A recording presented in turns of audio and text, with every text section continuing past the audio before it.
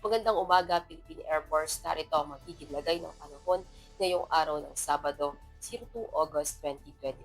Sa kasalukuyan, meron po tayong binabantayang bagyo na nasa labas ng ating Philippine Area of Responsibility.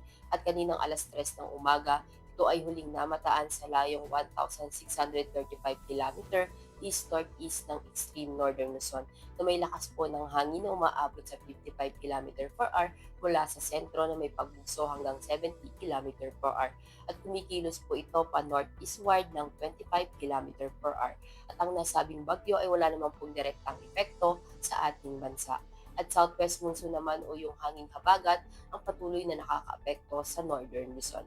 Dahil nga sa southwest monsoon, asahan natin dito sa Batanes ay makakaranas ng maulap na kalangitan, may mga kalat-kalat na pag-ulan, pagpulog at pagkidlat. At sa Ilocos Region, Cordillera at Cebu Region at ibang nalalabing bahagi naman ng Cagayan Valley, asahan naman natin ang bahagyang maulap hanggang maulap na kalangitan, may mga pulong-pulong pag-ulan, pagpulog at pagkidlat. Dahil din po yan sa southwest monsoon. At ang Metro Manila at ibang nalalabing bahagi naman ng Luzon, asahan din natin ang bahagyang maulap hanggang maulap na kalangitan na may mga pulong-pulong pag-ulan, pagpulog at pagkidlat.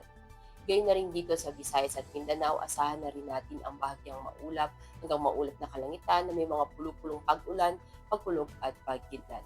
At para naman sa magiging lagay ng panahon sa mga susunod na araw, dito sa Metro Manila, asahan natin hanggang Martes ang bahagyang maulap hanggang maulap na kalangitan na may mga pulong-pulong pag-ulan, pagpulog at pagkidlat.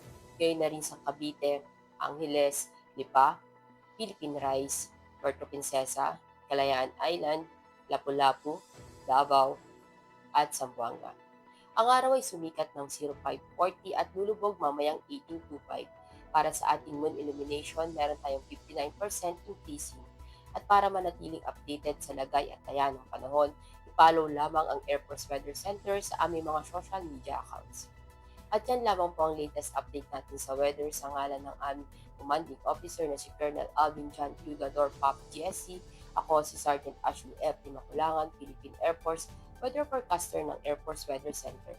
Muli, magandang umaga, Philippine Air Force.